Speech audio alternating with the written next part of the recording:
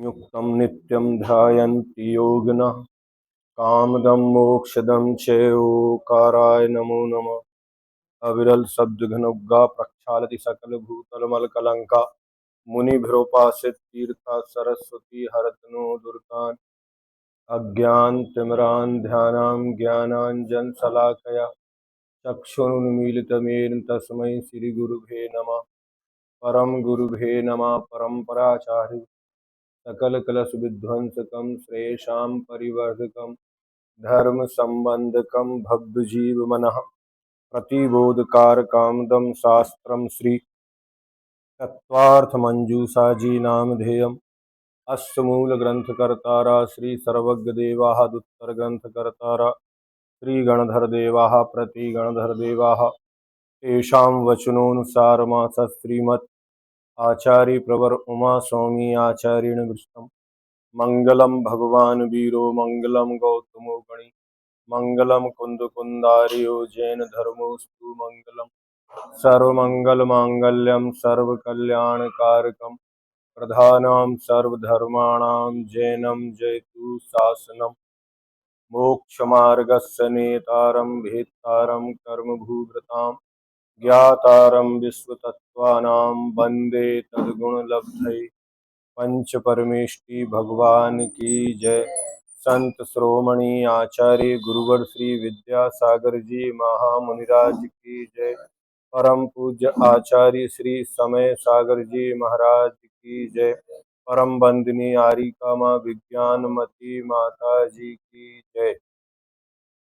तत्वार्थ मंजूषा प्रथम अध्याय सूत्र नंबर 20 प्रश्न नंबर 116 पर श्रुत ज्ञान के कारण एवं उसके भेदों को कहते हैं। तो श्रुत ज्ञान किन कारणों से उत्पन्न होता है और श्रुत ज्ञान के कितने भेद हैं, ये बहुत ही महत्वपूर्ण सूत्र है।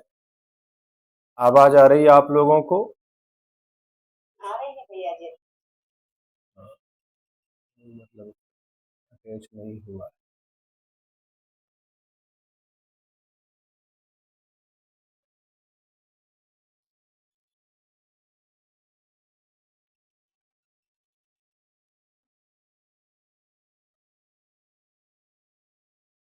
श्रुतम मति पूर्वम द्वैनेक द्वादश भेदम। श्रुतम मति पूर्वम द्वैनेक द्वादश भेदम। श्रुतम मति पूर्वम, श्रुत ज्ञान मति ज्ञान पूर्वक होता है। उसके दो भेद हैं, फिर अनेक भेद हैं और द्वादश भेद हैं।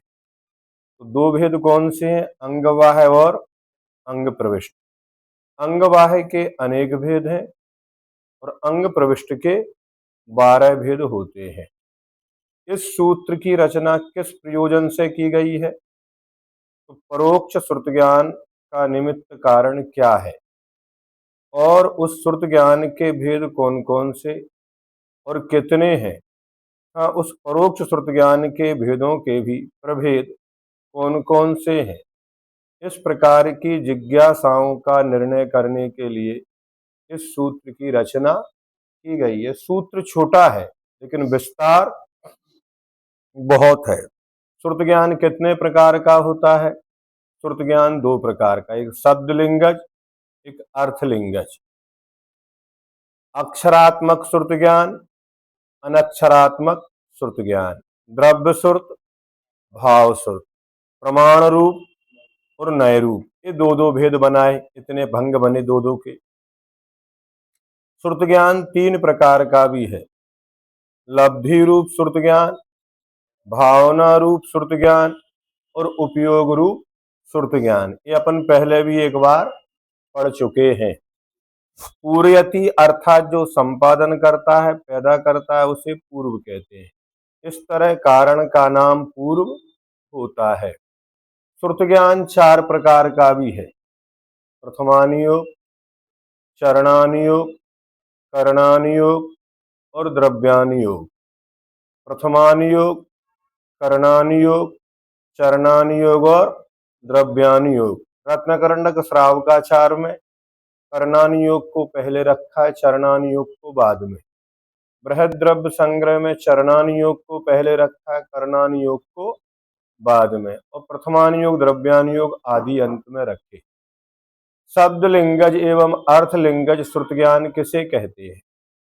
शब्द लिंगज श्रुत ज्ञान दो प्रकार का है, लौकिक और लोकोत्तर। जी सर।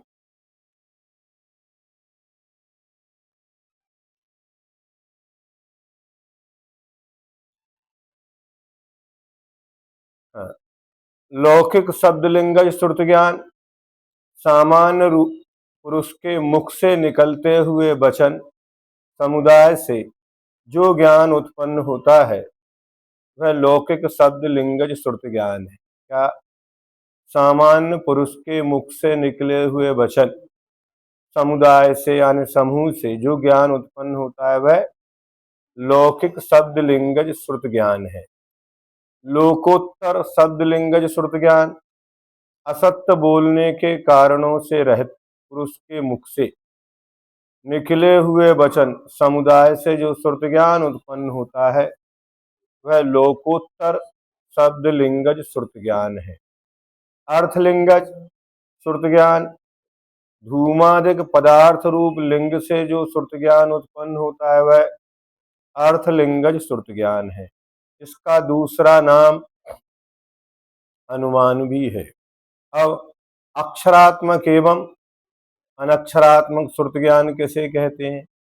अक्षरात्मक श्रुत ज्ञान जीवः अस्ति ऐसा शब्द कहने पर कर्ण इंद्रिय रूप मति ज्ञान के द्वारा जीव अस्ति यह शब्द ग्रहण किया गया। इस शब्द से जो जीव नामक पदार्थ है ऐसा ज्ञान हुआ, तो श्रोत्र इंद्रिय से उत्पन्न मति ज्ञान है। इस शब्द के वाच्य रूप आत्मा के अस्तित्व में वाच्य वाचक संबंध के संकेत ग्रहण पूर्वक जो ज्ञान उत्पन्न हो है वह अक्षरात्मक श्रुत ज्ञान है, क्योंकि अक्षरात्मक शब्द से उत्पन्न हुआ है। इस प्रकार कार्य में कारण का उपचार किया है। अनक्षर हाँ, वाच्य और वाचक संबंध है ना। वाच्य माने जो बोला जाता है वो वाच्य होता है और बोलने वाला वाचक होता है, और इसका संबंध जिस वस्तु से वो वाच्य वाचक संबंध कहलाता है। ठीक है ना। जो हम कहना चाह रहे हैं वो वाच्य है और जो कह रहा है वो वाचक है, वाचने वाला, कथा वाचक है ना। तो कथा है वो वाच्य है और कथा कहने वाला वाचक है ना। ये वाच्य वाचक संबंध कहलाते हैं।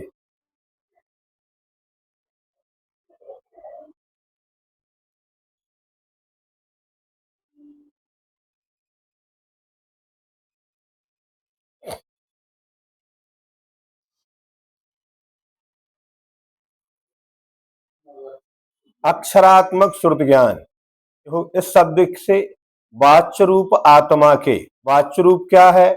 आत्मा, जिसको कहा जा रहा है अस्तित्व में वाच्य वाचक संबंध के संकेत ग्रहण पूर्वक जो ज्ञान उत्पन्न होता है।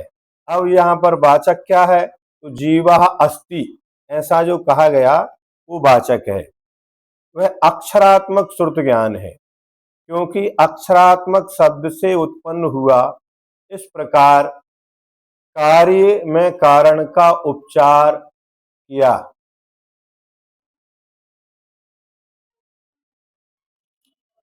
अनक्षरात्मक श्रुत ज्ञान परमार्थ ज्ञान कोई अक्षर रूप नहीं है। जैसे शीतल पवन का स्पर्श होने पर, कहाँ शीतल पवन का जानना तो मति ज्ञान, और उस ज्ञान से वायु की प्रकृति वाले को यह पवन अनिष्ट है ऐसा जानना क्या हुआ? श्रुत ज्ञान है।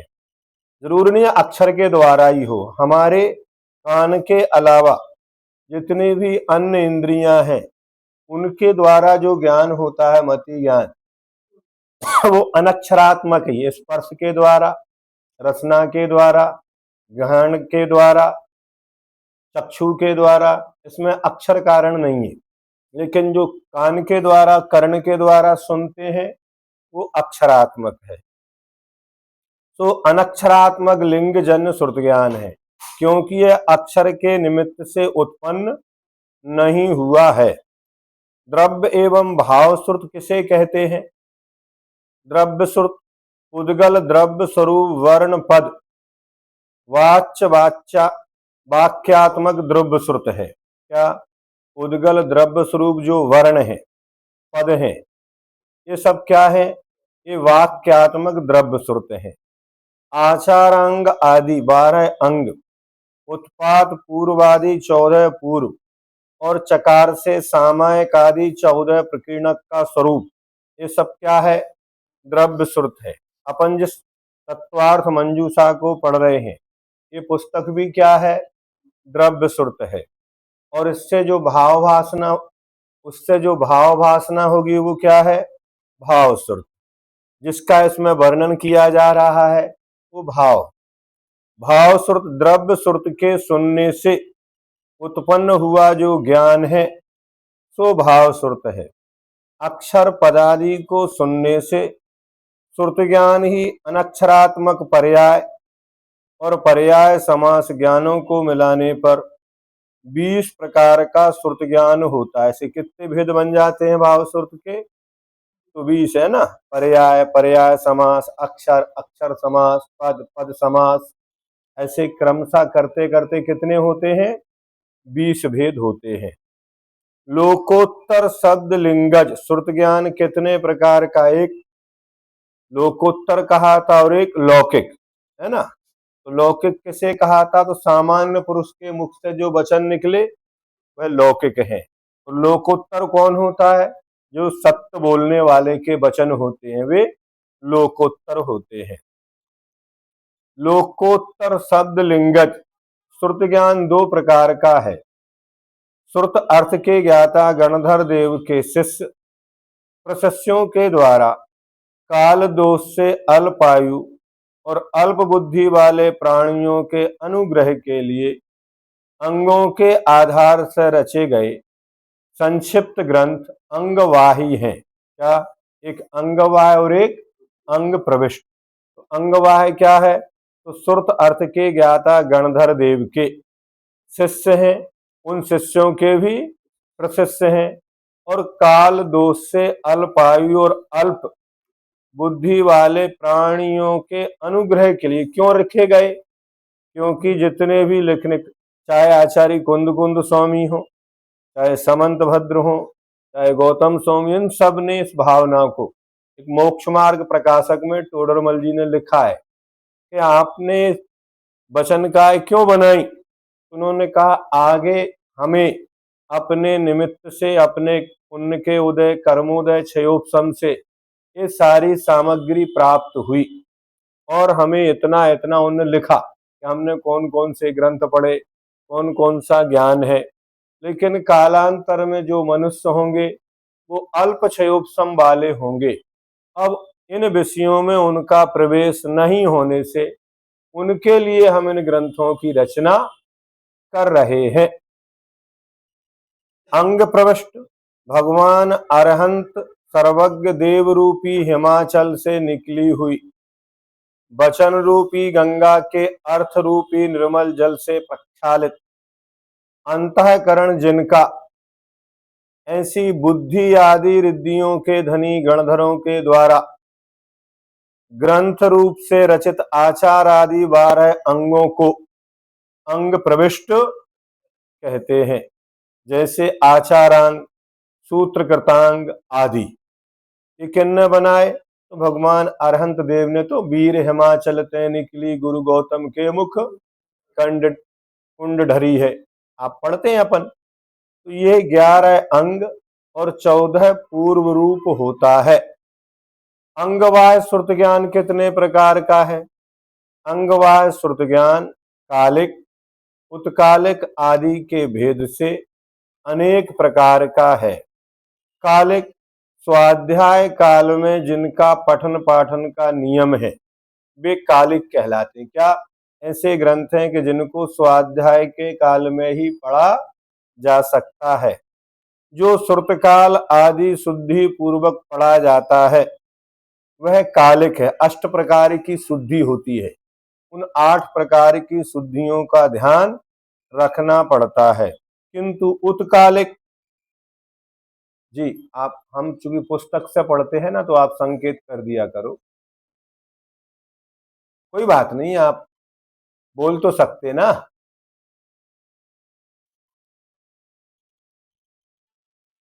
नहीं कोई बात नहीं, आप बोल दिया करो, कोई अब ऐसे में ज्यादा टूटती है जितना देर बोलोगे तो।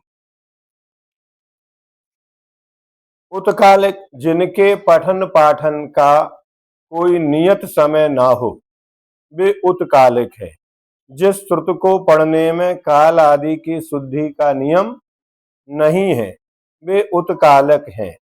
उत्तराध्यान आदि अनेक प्रकार के अंगवाही ग्रंथ हैं।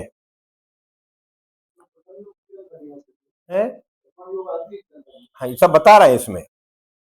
अंगवाह के कितने अर्थाधिकार हैं? तो अंगवाह के 14 अर्थाधिकार हैं। अंगवाह के 14 भेद होते हैं। सामायिक, चतुर्विंशति स्तव, वंदना, प्रतिक्रमण, वायनेक, कृतिकर्म, 10 वैकालिक, उत्तराध्यन, कल्प व्यवहार, कल्पाकल्प, महाकल्प, पुंडरीक, महापुंडरीक और निषद्धिका। अब सामायिक किसे कहते हैं? जो समता भाव के विधान का वर्णन करता है वह सामायिक है। सब जीवन में मेरे समता भाव जगो है, समता कहो समाधि कहो, ये सामायिक है। चतुर्विंशति स्तव, इसमें 24 तीर्थंकरों की वंदना करने की विधि, उनके नाम, संस्थान, उत्सेद, 5 महाकल्याणक, 34 अतिशयों के स्वरूप और तीर्थंकरों की वंदना की सफलता का वर्णन है। वंदना, यह एक जिनेन्द्र देव संबंधी और उन एक जिनेन्द्र देव के अवलंबन से जिनालय संबंधी वंदना का वर्णन करता है। जैसे भक्तामर पढ़ना हो तो क्या हुआ, ये वंदना कहलाएगी। लेकिन स्वयंभू स्तोत्र है, ये स्तवन कहलाता है, स्तव, चतुर्विंश लगा, ये स्तव कहलाता है ना। प्रतिक्रमण, ये 7 प्रकार के प्रतिक्रमणों का वर्णन करता है ना। प्रतिक्रमण कितने प्रकार के होते हैं? तो 7 प्रकार के। एक दैवसिक होता है, एक रात्रिक होता है, एक इरियापथ प्रतिक्रमण होता है, फिर पाक्षिक होता है, फिर चातुर्मासिक होता है, फिर वार्षिक होता है, फिर अंत में औत्तमार्थिक होता है। जो जीवन के अंत में जब चारों प्रकार के आहार पानी का त्याग हो जाता है, इसके बाद जल ग्रहण नहीं करेंगे, क्या कोई कुछ भी ग्रहण नहीं करेंगे, उसको बोलते हैं औत्तमार्थिक प्रतिक्रमण। तो ऐसे 7 प्रकार के प्रतिक्रमण। वैनयिक, यह 5 प्रकार के विनयों का वर्णन करता है ना। दर्शन विनय, ज्ञान विनय, चारित्र विनय, तप विनय और उपचार विनय, ये 5 प्रकार की विनय होती है। कृतिकर्म, यह अरहंत सिद्ध आचार्य और साधु की पूजा विधि का वर्णन करता है। साधु के 28 कृतिकर्म होते हैं। क्या? सुबह से लेकर सुबह तक कितने कृतिकर्म करते हैं वो प्रतिदिन? 28 कृतिकर्म होते हैं। कहाँ कहाँ कितने कायोत्सर्ग करना है, कितनी बार स्वाध्याय करना है, कितनी बार देववंदना करना है, कितनी बार प्रतिक्रमण करना है, ऐसे 28 कृतिकर्म किनके होते हैं? 10 वैकालिक है, 10 वैकालिकों का वर्णन करता है तथा मुनियों की आचार विधि और गोचर विधि का भी वर्णन करता है। उत्तराध्यन, जिसमें अनेक प्रकार के उत्तर पढ़ने को मिलते हैं, वह क्या है? उत्तराध्यन है। इसमें 4 प्रकार के उपसर्ग कैसे सहन करने चाहिए, है ना, मनुष्यकृत, देवकृत, त्र्यंचकृत और प्रकृतिकृत, ये 4 तरह के उपसर्ग होते हैं। 22 परिसर होती हैं क्षुधा आदि, उनको सहन करने की विधि क्या है? आदि प्रश्नों के उत्तरों का वर्णन। ऐसे ही सहन नहीं करने लग चालू हो जाते, ये सब सीखना पड़ता है, वो आगम है उनके, है ना। भूख प्यास लगे तो क्या करें, जैसे माता जी कहती हैं सुबह से उपवास लिया, अब 4 घंटे कुछ नहीं लेंगे, इनको उपवास नहीं कर पाते, अब 4 घंटे हो गए, अब 4 घंटे को फिर बढ़ा दिया, फिर शाम हो गई तो अब कल तक के लिए फिर बढ़ा दिया, एक साथ संकल्प लेने की क्षमता नहीं होती, तो कैसे उपसर्ग आदि को सहन करें। कल्प व्यवहार है साधुओं के योग्य आचरण का और अयोग्य आचरण के होने पर प्रायश्चित विधि का वर्णन करता है। कौन सा आचरण करना चाहिए और कौन सा आचरण नहीं करना चाहिए, फिर भी यदि करते हैं तो उसका दंड मिलता है, प्रायश्चित होता है। कल्पाकल्प द्रव्य क्षेत्र काल और भाव की अपेक्षा मुनियों के लिए है योग्य है और यह अयोग्य है, इस तरह इन सब का वर्णन करता है। महाकल्प काल और सहनन का आश्रय कर साधु के योग द्रव्य और क्षेत्र आदि का वर्णन करता है। किस काल में कैसा सहनन है, कौन सा द्रव्य है, कौन सा क्षेत्र है, फिर वह कौन सी साधना करना चाहिए। अगर इसका ज्ञान नहीं है तो बहुत सारे लोग अपना जीवन समाप्त कर लेते हैं, साधना समाप्त कर लेते हैं, व्रतों को नष्ट कर लेते हैं, यहाँ तक कि कोई पागल भी हो जाते हैं, मरण भी हो जाता है। ये ज्ञान होना आवश्यक है। पुंडरीक भवनवासी आदि 4 प्रकार के देवों की उत्पत्ति के कारण रूप दान, है ना, पूजा, तपस्चरण आदि अनुष्ठानों का वर्णन करते हैं। यानी 4 प्रकार के देवों में कौन कौन जीव उत्पन्न होते हैं, उनने कौन सी पूजन की है, कौन सा दान दिया है, क्या तपस किया। महापुंडरीक समस्त इंद्रों और प्रतीन्द्रों में उत्पत्ति के कारण रूप तपो विशेष आदि आचरण का वर्णन करता है। आज ये ग्रंथ उपलब्ध नहीं है, इसलिए हम पता नहीं चलता कि कौन जीव सौधर्म इंद्र बन जाता है, किस पुण्य से, किस अनुष्ठान से, ये आज उपलब्ध नहीं है। निषिद्ध का बहुत प्रकार के प्रायश्चित के प्रतिपादन करने वाले शास्त्रों को निषिद्ध का कहते हैं। अनुमान आदि ज्ञान का पृथक ग्रहण क्यों नहीं किया, ये प्रश्न है यहाँ। अनुमान आदि का अंतर्भाव सुरत में हो जाता है, अतः उनका पृथक उपदेश नहीं किया गया। प्रत्यक्ष पूर्वक अनुमान 3 प्रकार का है, पूर्ववत, शेषवत और सामान्य तो दृष्ट। पूर्ववत किसको कहेंगे? अग्नि और धूम के अविनाभाव को जिस व्यक्ति ने पहले ग्रहण कर लिया है, उसे पीछे धूम को देखकर अग्नि का ज्ञान होना, ये पूर्ववत अनुमान है।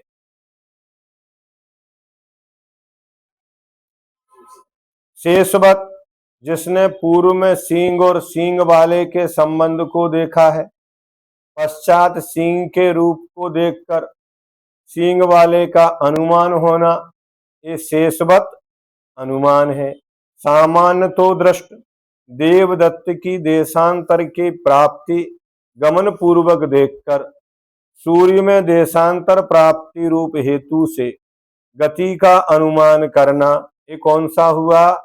सामान्य तो दृष्ट अनुमान, मतलब सूरज की गति को देखकर भी ज्ञान करते हैं। देवदत्त गमन कर रहा है, अपन ने देखा तो नहीं, देवदत्त का गमन दिखता है लेकिन सूर्य का गमन दिखता नहीं है। लेकिन फिर भी सुबह पूरब में सूर्य होता है, शाम को पश्चिम में, इससे क्या अर्थ निकाल लिया? तो सूर्य में गमन होता है। ये सामान्य तो दृष्ट अनुमान है। इन तीनों प्रकार के अनुमान आदि का स्वप्रतिपत्ति काल में अनक्षर श्रुत में एवं पर प्रतिपत्ति काल में अक्षर श्रुत में अंतर्भाव होता है। क्या इन तीनों को किसमें गर्भित कर दिया? स्वप्रतिपत्ति काल में अनक्षर, मतलब अपने लिए अक्षरों की आवश्यकता, अपने को जानना है तो वहां अक्षर की आवश्यकता नहीं होती। लेकिन किसी को बताना है तो अक्षर श्रुत की आवश्यकता होती है। जैसे धूम को देखकर अग्नि का ज्ञान अपने को करना है तो सौ प्रतिपत्ति कहलाए। प्रतिपत्ति माने ज्ञान होना। स्वयं में उस पदार्थ का, वस्तु का ज्ञान, ये सौ प्रतिपत्ति कहलाती है। और वही ज्ञान दूसरे को कराना, ये पर प्रतिपत्ति कहलाती है। तो दूसरे को जब समझाएंगे तो अक्षर श्रुत का सहारा लेना पड़ता है, और स्वयं के लिए अनक्षर रूप से भी होता है।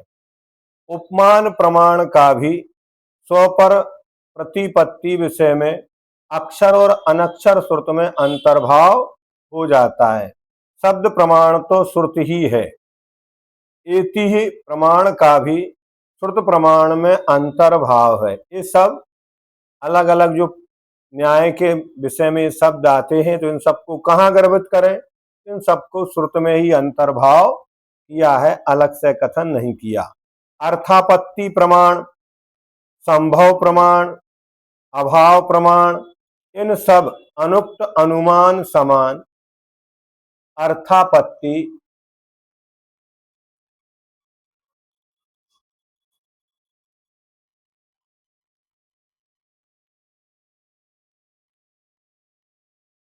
प्रमाणों का पूर्व के समान श्रुत ज्ञान में अंतर्भाव हो जाता है। प्रश्न 10, उपमान एति ही अर्थापत्ति संभव प्रमाण एवं अभाव प्रमाण किसे कहते हैं? अपन सब भी इन शब्दों को कई लोग पहली बार ही सुन रहे होंगे। उपमान क्या है, एति ही क्या है, अर्थापत्ति क्या है, संभव प्रमाण क्या है, अभाव प्रमाण किसे कहते हैं? तो उपमान गाय सरीखा गवय होता है, यह केवल सासना रहत है। फर्क इतना होता है, गाय के तो गलकंबल होती है, झालर होती है नीचे, लेकिन जो गवय रोज होता है उसके नहीं होती है। आप जंगली गाय, नील गाय देखना, उसके क्या होती है? हमारी क्लियर आपको नहीं आ रही कि सबको नहीं आ रही है? अब हमारी आवाज देखो, हमारी आवाज फुल खुली है बहन जी, है ना। आप अपनी आवाज थोड़ी बढ़ा लो, है ना। तो गाय सरीखा गवय होता है, ये क्या हो गया? उपमान। फर्क क्या है? केवल सासना रहत है। इस उपमान वाक्य को सुनकर, जंगल में गवय को देखकर उसे गवय संज्ञा के संबंध को जान लेना, ये क्या है? उपमान। मतलब किसी से किसी की जो तुलना की जाती है उसे उपमान कहते हैं, है ना। जैसे इसके नेत्र मृगी के समान है, तो क्या हो गया? उपमा दी गई, है ना। अलंकारिक भाषा होती है। तो कोई ना कोई उपमान कौन किसके समान होता है? तो किसी अपेक्षा से उसमें कोई ना कोई कारण होता है, तो उसको उपमान कहते। एति ही भगवान सबने यह कहा इत्यादि प्राचीन परंपरागत तथ्य एति ही प्रमाण है ना। जैसे अपन बहुत सारी चीजें मानते हैं, अपने को दिखता नहीं, ये भगवान की आज्ञा है। भगवान ने कहा है कि जल में जीव होते हैं, रात्रि में भोजन नहीं करना। 24 तीर्थंकर हुए, जो किसने कहा? ये भगवान ने कहा। तो अपन किसका नाम लेते हैं?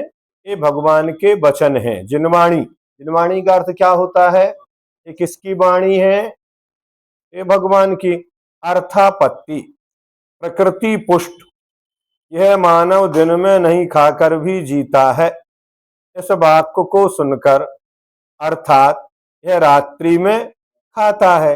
इस प्रकार रात्रि भोजन का ज्ञान कर लेना, ये क्या है? अर्थापत्ति है। ये अर्थापत्ति कहलाती है ना। अभी दिन नहीं है, इसका अर्थ क्या हुआ? दिन नहीं है तो रात्रि है। संभव प्रमाण, चार प्रस्थ का आड़क होता है। इस ज्ञान के होने पर आधे आड़क का एक कुड़व होता है, ऐसी संभावना इस संभव प्रमाण होता है। पहले मापने के लिए कुछ पात्र हुआ करते थे, है ना। तो किससे नापे, तौल कांटे नहीं होते थे, तो वे 5 किलो का एक है वो बना लेते थे। हाँ, क्या क्या बोलते हैं, कोई कुरैया बोलते, कोई है अड़ा 1 किलो का बाटका अलग बनाते थे, 5 किलो का अलग बनाते थे। तो उन्होंने कहा 4 प्रस्थ का एक आड़क होता है। इस ज्ञान के होने पर आधे आड़क का एक कुड़व होता है। ऐसी संभावना ये संभव प्रमाण कहलाता है ना। अभाव प्रमाण, वनस्पतियों में स्नेह, पर्ण, फल आदि के अभाव को देखकर अनुमान लगाना कि यहाँ वर्षा नहीं हुई है, यह क्या हुआ, अभाव प्रमाण। जब पौधे सूखने लगे, हाँ इन्होंने इनमें जल नहीं डाला, अथवा किसी व्यक्ति के चेहरे को देखा मुरझाया हुआ है, हाँ अभी इसने भोजन नहीं किया, भोजन कर लिया तो देखते हाँ खाए के गाल और नाहे के बाल, ये क्या हो गया, इनको देखकर अनुमान। तो अभाव, इस चीज का अभाव होने पर ऐसा होगा, तो उसका फल ये हो गया। तो ये 4 प्रकार से उपमान, एति, अर्थापत्ति और संभव प्रमाण एवं अभाव प्रमाण, ये 5 प्रकार के प्रमाण भी आपको नए विषय मिले। अंग प्रविष्ट श्रुत ज्ञान कितने प्रकार का होता है? अंग प्रविष्ट श्रुत ज्ञान 12 प्रकार का होता है। आचारांग, ये सब प्रमाण में ही दिए जा रहे हैं, है ना। ये इनको श्रुत में नहीं लिया, लेकिन इसमें श्रुत ज्ञान में इनका अंतर्भाव है। 5 प्रकार के प्रमाण नहीं, ये किसमें आएंगे, ये श्रुत ज्ञान में ही गर्भित हैं, इतना मानना, है ना। प्रमाण तो 2 प्रकार के, प्रत्यक्ष और परोक्ष, ठीक है ना। अब द्वादशांग के नाम यहां बताए जा रहे हैं। अपन जो पढ़ते हैं, जिनवाणी पूजन सरस्वती पहलो, आचारांग बखानो पद अष्टादश सहज प्रमाणो, दूजो सूत्र कृतम अभिलाषम, है ना। तो ये आचारांग, सूत्रकृतांग, स्थानांग, समवायांग, व्याख्या प्रज्ञप्ति अंग, ज्ञात्री धर्म कथांग, उपासकाध्ययनंग, अंतःकृत दशांग, अनोत्तर पादिक दशांग, प्रश्न व्याकरणांग, विपाक सूत्रांग और दृष्टिवादांग, ये द्वादशांग कहलाते। आचारांग में किसका वर्णन है?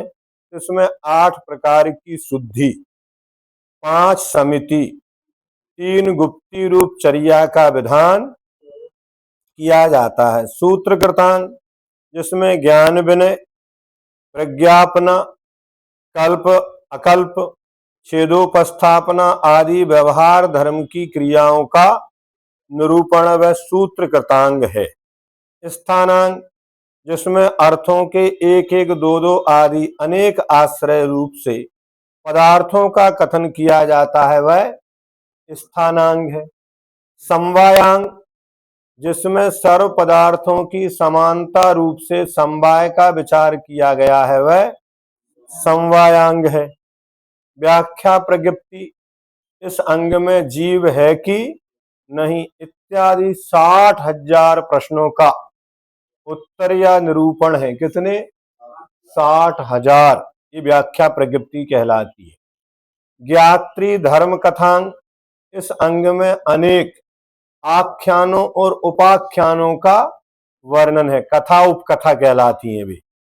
उपासका ध्यानांग, इस अंग में श्रावक धर्म का विशेष रूप से विवेचन, 11 प्रतिमाएं हैं, 12 व्रत हैं, ये सब श्रावक का वर्णन इसमें आता है। क्या खाना क्या नहीं खाना, कौन से आवश्यक पालना, 6 आवश्यक कौन कौन है, सब वर्णन इसमें आएगा। अंतःकृत दशांग, संसार का अंत जिन्होंने कर दिया है वे अंतकृत हैं। ऋषवादि 24 तीर्थंकरों के समय में 10-10 मुनि घोर उपसर्ग सहन करके अंतःकृत केवली हुए। उन 10-10 मुनियों का वर्णन जिसमें है उसको अंतःकृत दशांग कहते हैं, अथवा अंतःकृतों की दशा, अंतःकृत दशा, उसमें अर्हत आचार्य होने की विधि का सिद्ध होने वाले की अंतिम विधि का वर्णन है। अनुत्तरोपादक दशांग, उपाद जन्म ही है प्रयोजन जिसका, वह औपपादिक है। विजय आदि 5 अनुत्तरों में उत्पन्न होने वालों को अनुत्तरोपादक कहते हैं। उन अनुत्तरोपादकों की दशा का वर्णन जिसमें किया जाता है उस अंग का नाम अनुत्तरोपादक दशा है। इस अंग में विजय आदि अनुत्तरों की विमानों की आयु, विक्रिया, क्षेत्र आदि का वर्णन। प्रत्येक तीर्थंकर के काल में 10 केवली ऐसे होते हैं जो उपसर्ग सहन करके मोक्ष जाते हैं, और 10 ऐसे होते हैं प्रत्येक के में जो कि अनुत्तर विमानों में उत्पन्न होते हैं। प्रश्न व्याकरणांग, इस अंग में युक्ति और नयों के द्वारा अनेक आक्षेप विक्षेप रूप प्रश्नों का उत्तर है। उसमें सभी लौकिक और वैदिक अर्थों का निर्णय किया गया है। विपाक सूत्रांग, इस अंग में पुण्य और पाप के विपाक का, ये विपाक सूत्रांग कहलाता है। पुण्य क्या है और पाप, इनका फल क्या है, पुण्य का फल क्या है और पाप का दृष्टिवादांग, इसमें 363 कुवादियों के मतों का निरूपण पूर्वक खंडन किया गया है। 363 मतों को विशेष देखें तो आपको कहाँ मिलेगा? राजवार्तिक के 8वें अध्याय में। समवाय कितने प्रकार के होते हैं? तो समवाय 4, द्रव्य समवाय, क्षेत्र समवाय, काल समवाय और भाव समवाय। द्रव्य समवाय धर्म अधर्म लोकाकाश और एक जीव द्रव्य के तुल्य असंख्यात प्रदेश होने से इन्हें द्रव्य रूप समवाय कहा जाता है। यानी समवाय द्रव्य की अपेक्षा ये सभी चारों क्या है? एक समान है। क्षेत्र की अपेक्षा अलग बताएंगे, काल की अपेक्षा अलग बताएंगे, भाव की अपेक्षा एक जैसा। क्षेत्र समवाय जम्बूद्वीप कितना है? 1,00,000 योजन। सर्वार सिद्धि का विमान 1,00,000 योजन। अप्रतिष्ठान नरक ये भी 1,00,000 योजन। नंदीश्वर द्वीप की बाप का, ये सब 1,00,000 योजन विस्तार वाले होने से इनकी क्षेत्र की दृष्टि से समवाय है। काल समवाय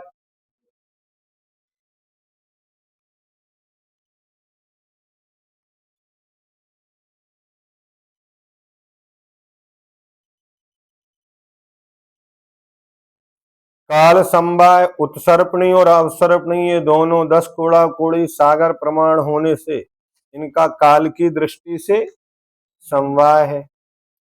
भाव समवाय छायक सम्यक केवल ज्ञान, केवल दर्शन, यथाख्यात चारित ये सब अनंत विशुद्धि रूप से भाव समवाय वाले हैं। वर्धमान स्वामी के समय में होने वाले अंतःकृत केवली कौन कौन से हैं?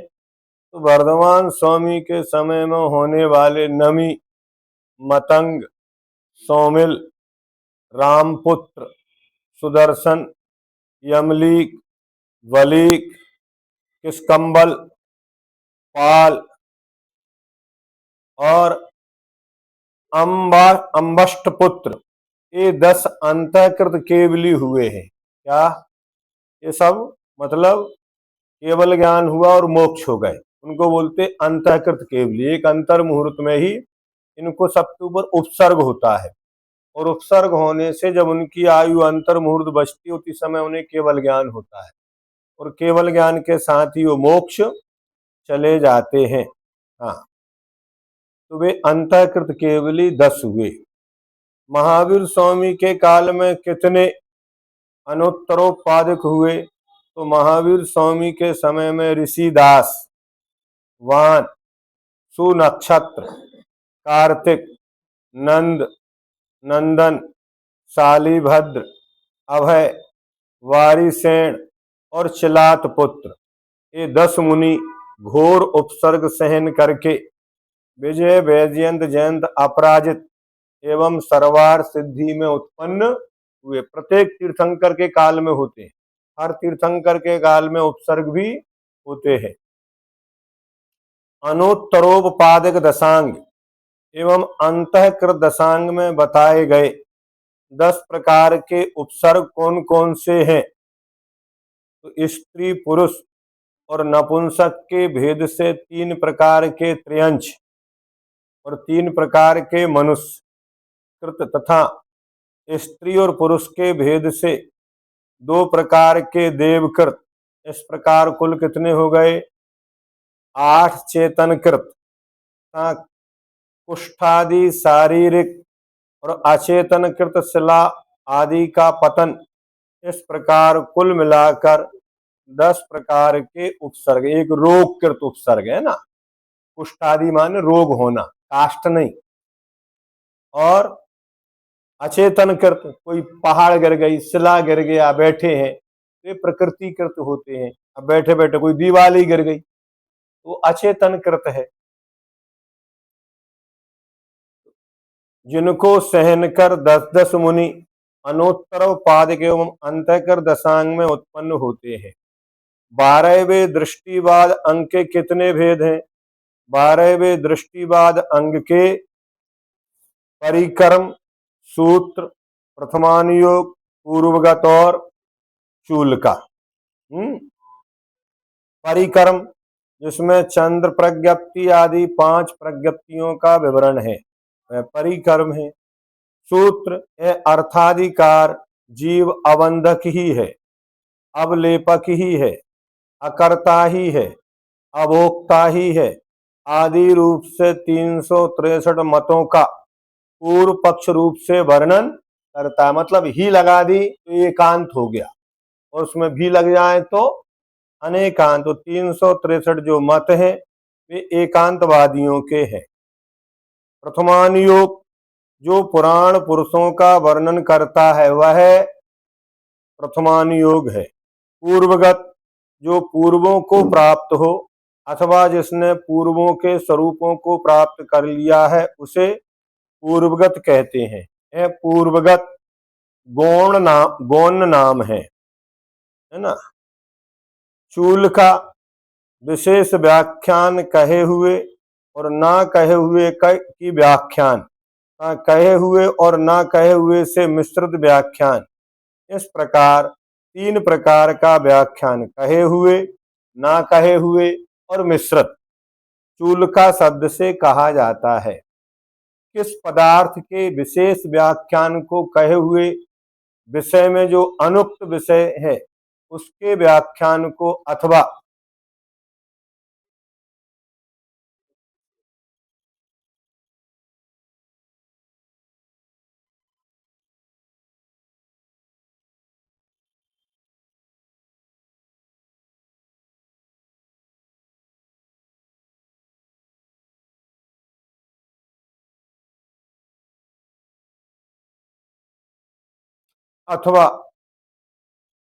उक्त अनुक्त विषय से मिले हुए कथन को चूलका, काल विधान द्वारा सूचित अर्थ का विशेष वर्णन करना चूलका है। जिससे अर्थ प्ररूपणा किए जाने पर पूर्व में वर्णित पदार्थ के विषय में शिष्यों को निश्चय उत्पन्न हो उसे चूलका कहते हैं। परिक्रम कितने प्रकार का होता है? तो परिक्रम 5 प्रकार का होता है। चंद्र प्रज्ञप्ति, सूर्य प्रज्ञप्ति, जम्बूद्वीप प्रज्ञप्ति, दीप सागर प्रज्ञप्ति और व्याख्या प्रज्ञप्ति। चंद्र प्रज्ञप्ति, इसमें चंद्रमा की आयु, परिवार, रिद्धि, गति और बिंब की ऊंचाई आदि का वर्णन है। सूर्य प्रज्ञप्ति, इसमें सूर्य की आयु, भोग, उपभोग, परिवार, रिद्धि, गति, बिंब की ऊंचाई आदि का वर्णन है। जम्बूद्वीप प्रज्ञप्ति, इसमें जम्बूद्वीपस्थ भोग भूमि, और कर्म भूमि में उत्पन्न हुए नाना प्रकार के मनुष्य और दूसरे त्रियंच आदि का, पर्वत, ग्रह, नदी आदि का वर्णन है। दीप सागर प्रज्ञप्ति, इसमें द्वीप और समुद्रों के प्रमाण का तथा दीप सागर के अंतर्भूत नाना प्रकार के दूसरे पदार्थों का वर्णन है। व्याख्या प्रज्ञप्ति, इसमें पुद्गल, धर्म, अधर्म, आकाश, काल, भव्य सिद्ध और अभव्य सिद्ध, इन सब का वर्णन है। अब सूत्र में किसका वर्णन है? तो जीव अणु प्रमाण है। क्या? नास्ति स्वरूप ही है, अस्ति स्वरूप ही है।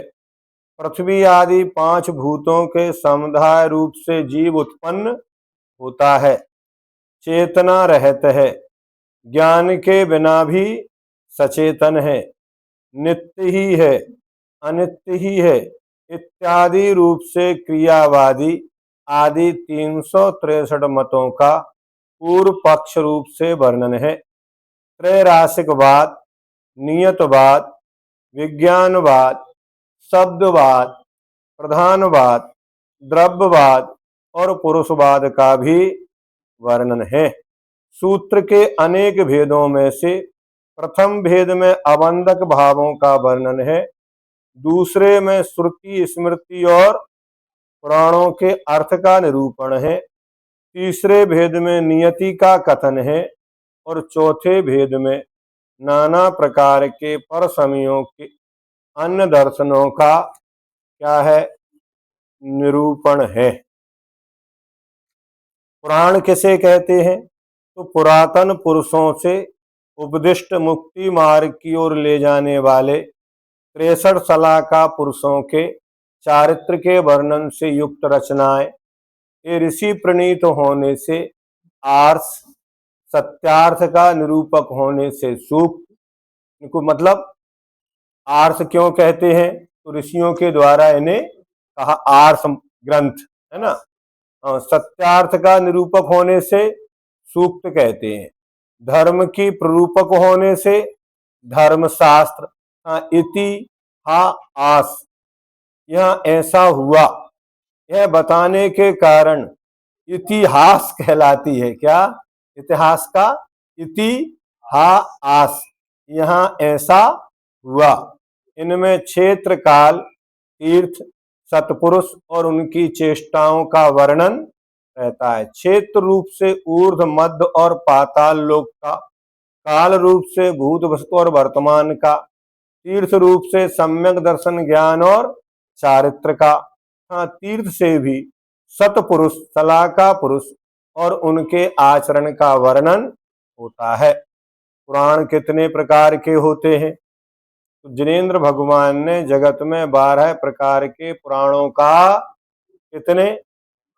हाँ, वे समस्त पुराण जिन वंश और राजवंशों का वर्णन करते हैं। क्या इनमें किसका वर्णन होता है? तो जिन वंश और पहला अरिहंत तीर्थंकरों का वंश, दूसरा चक्रवर्तियों का, तीसरा विद्याधरों का, चौथा नारायण प्रति नारायणों का, पांचवा चारणों का माने चारण दिद्धिधारी मुनिराज का, छठा श्रमणों का वंश है, सातवां कुरुवंश है, आठवां हरिवंश है, नवां इक्ष्वाकु वंश है, 10वां काश्यप वंश है, 11वां वादियों का वंश है और 12वां नाथ वंश है ना। ये सब वर्णन अपन पढ़ते हैं ना। तो भगवान नेमिनाथ किस वंश में हुए, मुनसुव्रतनाथ किस वंश में हुए,